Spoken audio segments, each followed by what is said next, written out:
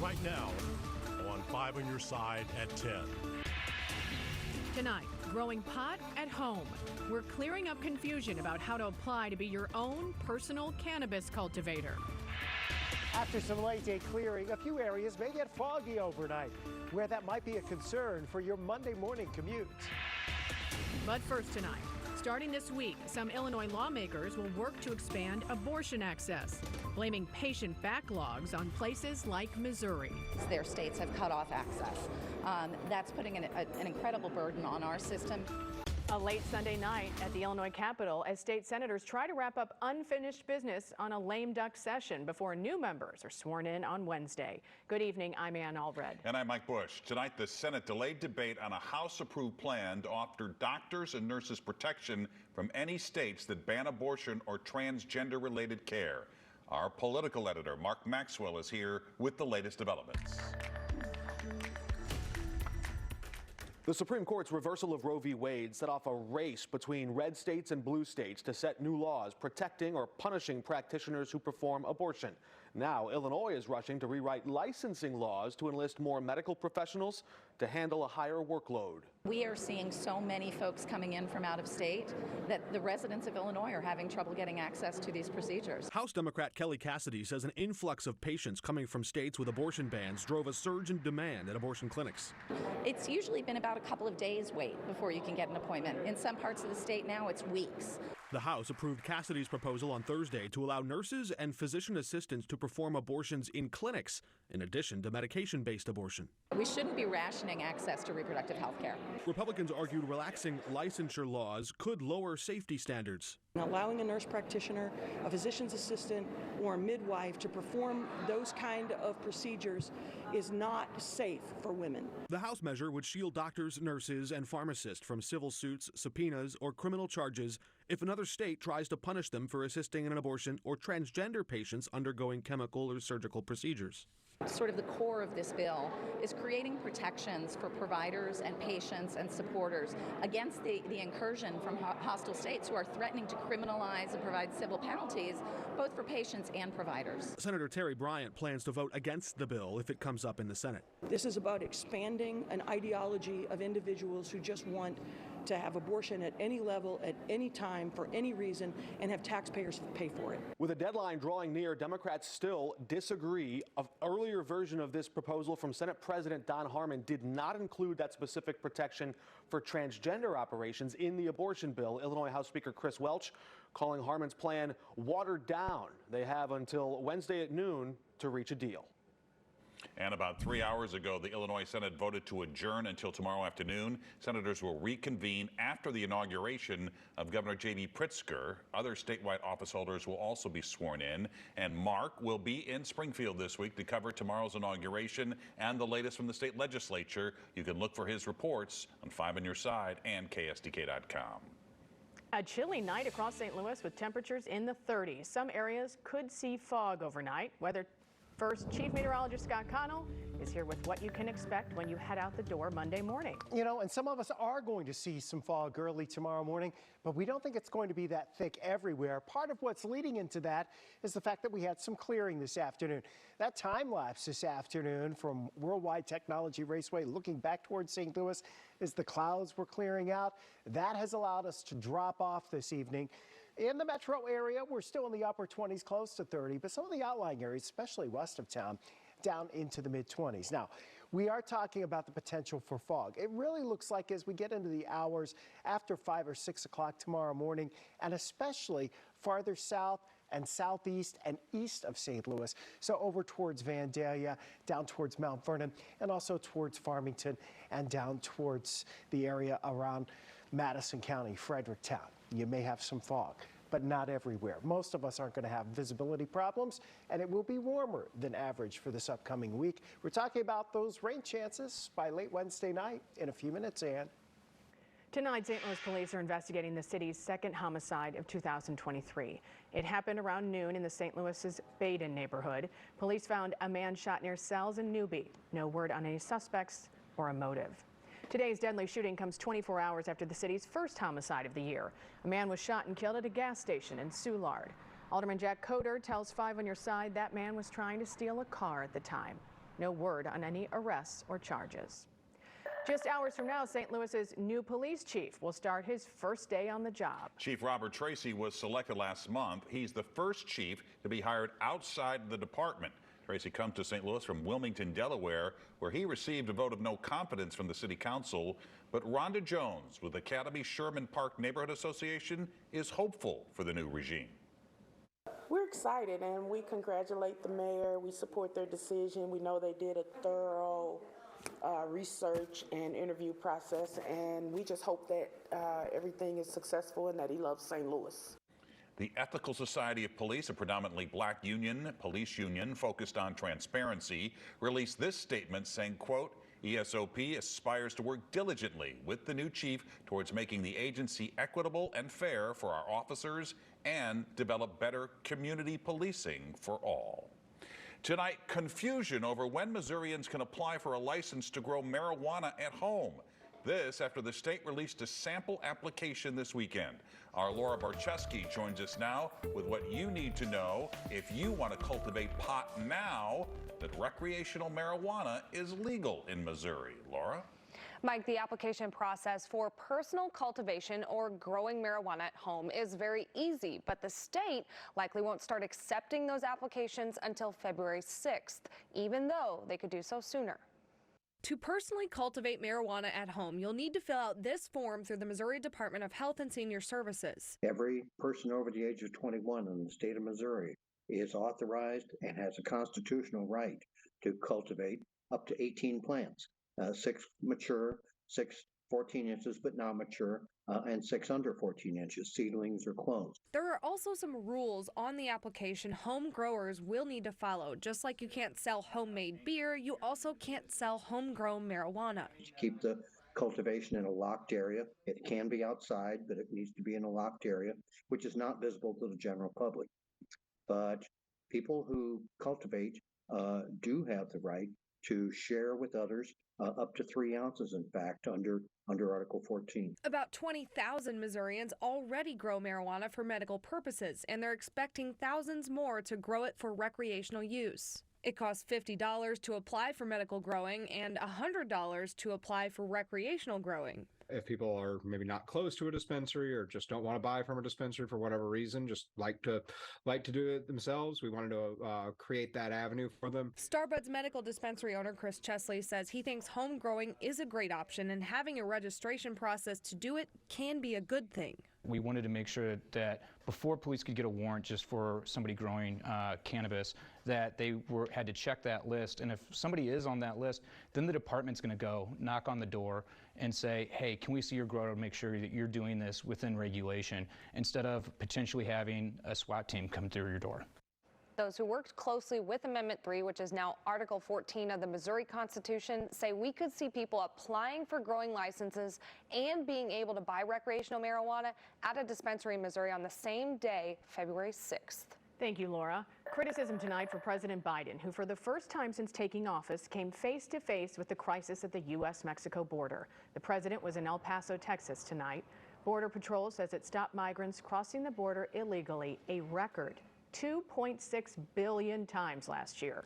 The president did not meet directly with migrants. Republicans, including Texas Governor Greg Abbott, who handed the president a letter demanding he secure the border. He should have been down here from day one to fix the problem that he created. The president landed in Mexico City ahead of the North American Leaders Summit. A live look at the U.S. Capitol tonight. Tomorrow, members of the House of Representatives will finally get to work after electing a House Speaker early Saturday morning. After a 4-day stalemate among Republicans, they handed the gavel over to Kevin McCarthy. Tomorrow, the House will vote on a House Rules package, which includes forming a committee to investigate the Department of Justice and the FBI. Tonight, a storybook ending to a nightmare of a week for Buffalo Bills safety Damar Hamlin and his teammates. Just 6 days after collapsing on the field, his team pulled off a big win in big fashion. On the very first play of the game, Nyheim Hines scored a touchdown on a 96-yard kickoff return. The fans at Buffalo's Highmark Stadium went wild, and Hines wasn't finished. He returned a second kickoff, 101 yards, squashing New England's playoff hopes. Bills quarterback Josh Allen was emotional after the game. You can't draw that one up, write that one up any better. And I was just told by Kevin Curran, it's been 3 years and 3 months.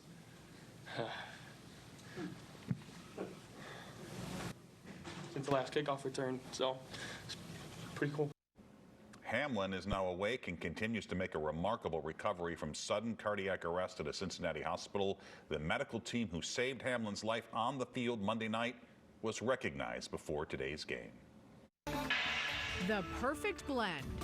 I had several jobs in the past where I did not get treated right. The Missouri Cafe offering cups of coffee and compassion. The tax man cometh, but does that include workers collecting income through payment apps? We verify. Another weather system's pounding the West Coast tonight when some of that energy arrives in our area and why it won't be anything like what they're seeing in California.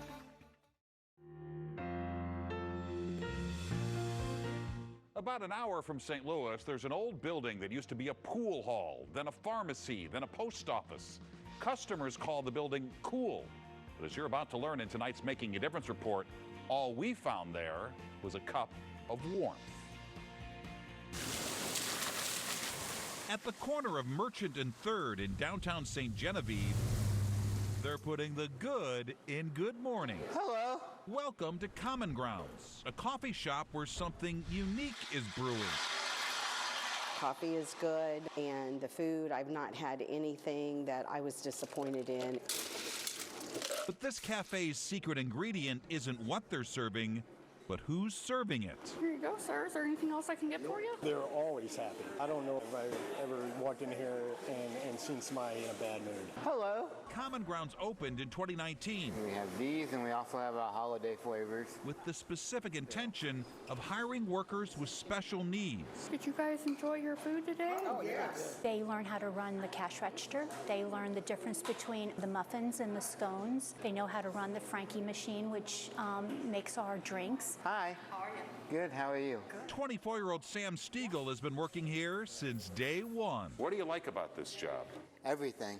I love my job. And that seems to be a theme.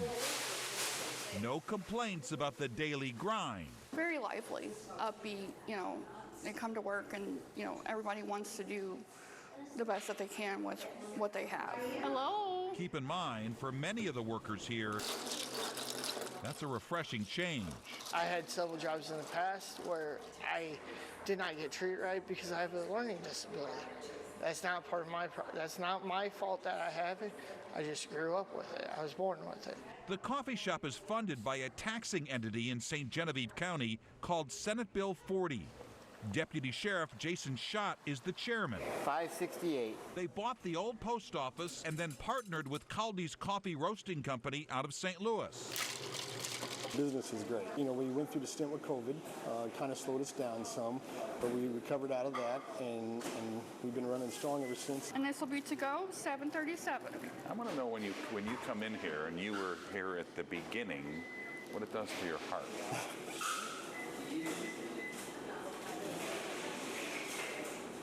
Saying nothing sometimes says everything. Okay, is there anything else I can get for you guys? Making a difference by being respectful of our differences. So if you were to give it a review, 1 star to 4 stars, 4 stars being best, what would you give it? 4, absolutely, and then some. Common Grounds. Have a good day. A Missouri coffee shop that found the perfect blend. You can't beat this place.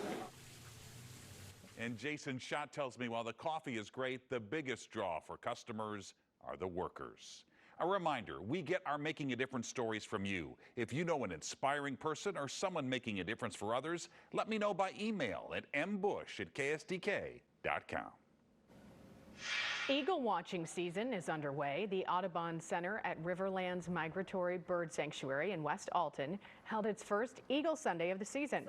Every Sunday through February 12th, you can take part in eagle meet and greets and guided swan and eagle walks. There's even a campfire with s'mores. Tickets are $10. For more information on this and other ways to watch the bald eagles, text the word EAGLE to 314-425-5355. Tonight, Ted Drew's frozen custard stand on Chippewa is closed for its annual winter break. We caught up with people who showed up in the 30-degree weather to get their last concretes and pints for a while. I think I'm going to buy some pints of chocolate and vanilla. I'm stockpiling. I might get a concrete or something just to have right now, but I'm going to get some stuff for the winter, for those warm days when we're looking for something cold. She won't have to wait long. Ted Drew's on Chippewa is set to reopen on February 9th. The South Grand location was forced to close this past season due to staffing shortages. And we're expecting warmer temperatures this week. Chief Meteorologist Scott Connell is here with our Weather First forecast. You know, temperatures are going to be back into the 50s, and is it really ever too cold to have a concrete? No. I mean, no. But they're only closed till February 9th. So I know, and you know, short break. Yes, yes, and you can still get some Ted Drews in specific flavors at your local, grocery store. That's right. Yeah. A lot of local favorites at our grocery stores. Absolutely. All right, here we go outside looking at the airport tonight. You'll notice it looks just a little hazy. Visibilities are down just a little bit, not a lot, but just a little bit. We are at 27 degrees in St. Louis. That will become the new low temperature so far for the day. It was 28, but we just dropped off literally in the last minute. No wind, the sky mainly clear. Our dew point's 23, so we are dropping temperatures just a couple more degrees tonight for the low. We cleared off this afternoon. Most spots are in the 20s. We had some snow yesterday afternoon, last night, mostly to the north, still a little bit up around the Quincy area, even up towards Bowling Green, Clarksville, even towards Eolia. You still have just a little bit on the ground, but not on the roads. And it looks like tomorrow will be fairly quiet. Now, if we see any fog, it's mostly going to be east and southeast of St. Louis right around daybreak tomorrow morning and doesn't last too long. So we're not thinking it's a big impact on your early morning commute. Look at this satellite image here, looking out into the Pacific Ocean and what is blasting ashore across California. 4 to maybe as much as 9 or 10 inches of rainfall expected out of this. In the higher elevations where it stays all snow, you're talking about some places getting 6 to 8 feet of snow. And then you just look at the swirls that are all over the place out there in the Pacific. This is going to be a prolonged experience for the folks there. But we only get little chunks of it, kind of what we saw this weekend. Have another little batch that we'll deal with here on Thursday. So your Monday, if you're working outside, you got to love it for this time of year. Low 50s for highs outside of a little fog in the morning. Winds will turn more to the south, and it's relatively quiet for tomorrow. Tuesday's a nice day. Wednesday, the clouds are here. Wednesday night into Thursday morning, we'll have some rain. Now, this is part of that southern system coming in out in the Pacific, slides on by, but there's no cold air already in place. If we had cold air in place, we'd be concerned about this being a winter weather maker. We're not here locally, but as you head over towards Cleveland and eventually up towards Detroit by Thursday night into Friday, maybe they'll be dealing with some of that. As we head towards the weekend, this will be a long holiday weekend with the Martin Luther King Day on Monday. Saturday should be the brighter of the 2 days, but it's also the colder with temperatures only in the low 40s for highs. But our average this time of year is right at 40 degrees. So we'll be close to average Friday and Saturday. And then we go into next week, back into the 50s again. It does look like we'll have some more rain rolling in on Monday. So Wednesday night into Thursday, and then again about Monday, maybe into Tuesday, we'll have to have those umbrellas ready. Not too bad. All right, thank you, Scott. Well, tax time is almost here. We verify the 1099 form you won't need to file this year. Tomorrow, former Hollywood mogul Harvey Weinstein is expected to be sentenced. Last month, a Los Angeles jury convicted Weinstein of rape and sexual assault. He faces up to 18 years in prison. He's already serving a 23-year prison sentence in New York for a similar conviction. Users of payment apps like PayPal and Venmo, who earned more than $600 in income last year, were supposed to start receiving 1099-K forms this month. Tonight, our Verify team explains why that's changed. Here's Brandon Lewis. The IRS requires people to report all taxable income over $600 when filing their taxes, regardless of how they receive the money. And these days, a lot of people use payment apps like Venmo or PayPal to be paid for the goods or services they provide. Under a new rule, if someone earned more than $600 on a payment app, the app would send both the person and the IRS a 1099-K form reporting the income. But personal expenses, like a friend reimbursing you, are not included. This was an attempt to stop people from underreporting taxable income, but it left some app users confused over whether the transactions would cause them to receive a 1099-K form and what they'd have to report to the IRS. One viral tweet claims that the IRS has now delayed the requirement. So let's verify. Did the IRS delay the $600 reporting rule for payment apps? Our sources are the IRS and PayPal. We can verify that, yes, the rule is delayed.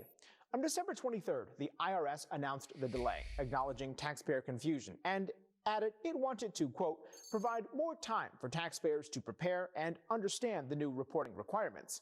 Previously, payment apps would only send a 1099-K form to users who either earned more than $20,000 or made more than 200 transactions in a calendar year. On its website, PayPal notes some states have their own lower reporting threshold, so anyone meeting the requirements in those states will still receive a 1099-K form. With your Verify, I'm Brandon Lewis.